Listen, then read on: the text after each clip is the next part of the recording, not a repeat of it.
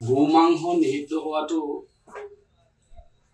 একো ডাঙৰ কথা নহয়। এটো যিসকলে গোমাংস ভক্ষণ কৰে, গৰু মাংস খায়, তেওঁলোকৰ কাৰণে একো ক্ষতি নহয়। কিন্তু আচল ক্ষতিটো হ'ব যিসকলে গো পালন কৰে, তেওঁলোকে এটা আশালৈ গৰুবিলাক পালন কৰে আৰু এটা গৰু আপোনাৰ প্ৰাপ্তবয়স্ক হ'বলৈ বহুত টকা খৰচ হয়। যিহেতু বৰ্তমান কৃষি পথাৰত গৰু ব্যৱহাৰ কৰা নহয়, বৰ্তমান গাই গৰুবিলাক হয়তো গাখীৰৰ কাৰণে ৰখা হয়, কিন্তু যিবিলাক বলদ গৰু আছে সেইবিলাক হয়তো মাংসৰ কাৰণে মানুহে পোহে। গতিকে কৃষক ৰাইজ তথা শ্ৰমজীৱী ৰাইজৰ কাৰণে এটা মাধমাৰ। গতিকে এই যিটো কেবিনেটত সিদ্ধান্ত লৈছে, এইটো এটা হতকাৰী সিদ্ধান্ত। আজি কৃষকসকলৰ চিন্তা অসম চৰকাৰে অকমানো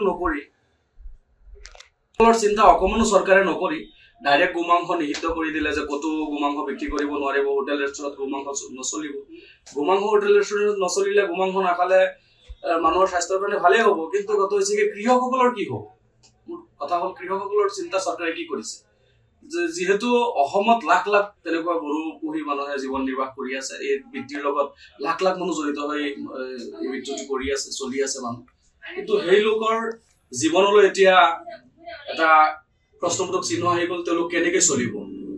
গতিকে এয়া আইন চৰকাৰে পুনৰ বিবেচনাৰ কাৰণে আমি দাবী জনাইছো। অসমত বহুত সমস্যা আছে।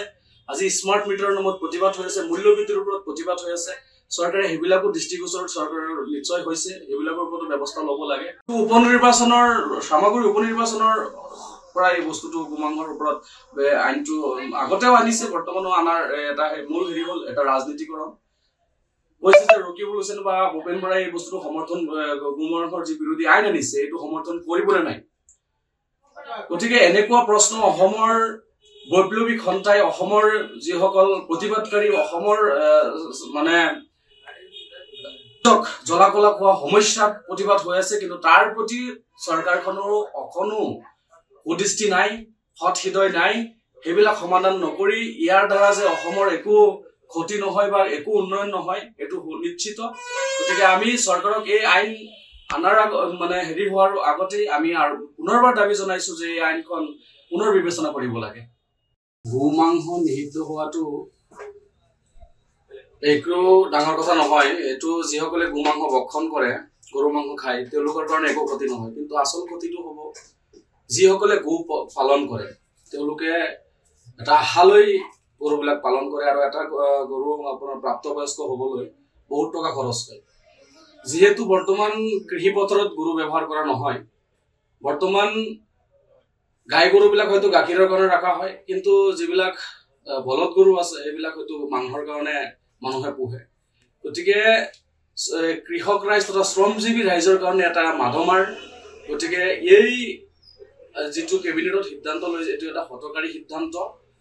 আজি কৃষকসকলৰ চিন্তা অসম চৰকাৰে অকমানো চৰকাৰে নকৰি ডাইৰেক্ট গোমাংস নিষিদ্ধ কৰি দিলে যে ক'তো গোমাংস বিক্ৰী কৰিব নোৱাৰিব, হোটেল ৰেষ্টুৰেণ্টত গোমাংস নচলিব। গোমাংস হোটেল ৰেষ্টুৰেণ্টত নচলিলে, গোমাংস নাখালে মানুহৰ স্বাস্থ্যৰ কাৰণে ভালেই হ'ব, কিন্তু কথা হৈছে কি কৃষকসকলৰ কি হ'ব? কথা হ'ল কৃষকসকলৰ চিন্তা চৰকাৰে কি কৰিছে? যিহেতু অসমত লাখ লাখ তেনেকুৱা গৰু পুহি মানুহে জীৱন নিৰ্বাহ কৰি আছে, এই বৃত্তিৰ লগত লাখ লাখ মানুহ জড়িত হৈ এই বৃত্তিটো কৰি আছে, চলি আছে মানুহ। কিন্তু সেই লোকৰ জীৱনলৈ এতিয়া এটা প্ৰশ্নবোধক চিহ্ন আহি গ'ল, তেওঁলোক কেনেকে চলিব? গতিকে এয়া আইন চৰকাৰে পুনৰ বিবেচনাৰ কাৰণে আমি দাবী জনাইছো।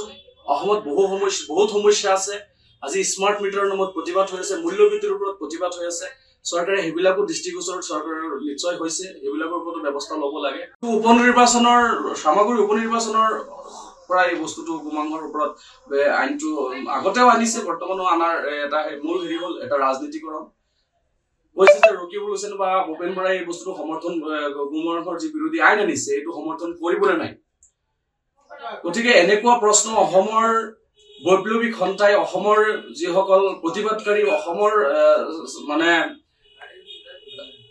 জলাকলা খোৱা সমস্যাত প্ৰতিবাদ হৈ আছে, কিন্তু তাৰ প্ৰতি চৰকাৰখনৰ অকণো সুদৃষ্টি নাই, সৎ হৃদয় নাই। সেইবিলাক সমাধান নকৰি ইয়াৰ দ্বাৰা যে অসমৰ একো ক্ষতি নহয় বা একো উন্নয়ন নহয়, এইটো নিশ্চিত। গতিকে আমি চৰকাৰক এই আইন আনাৰ হোৱাৰ আগতেই আমি আৰু পুনৰবাৰ দাবী জনাইছো যে এই আইনখন পুনৰ বিবেচনা কৰিব লাগে। যিকোনো খবৰৰ বাবে যোগাযোগ কৰক 7099017330 লগতে 7099017110 নম্বৰত।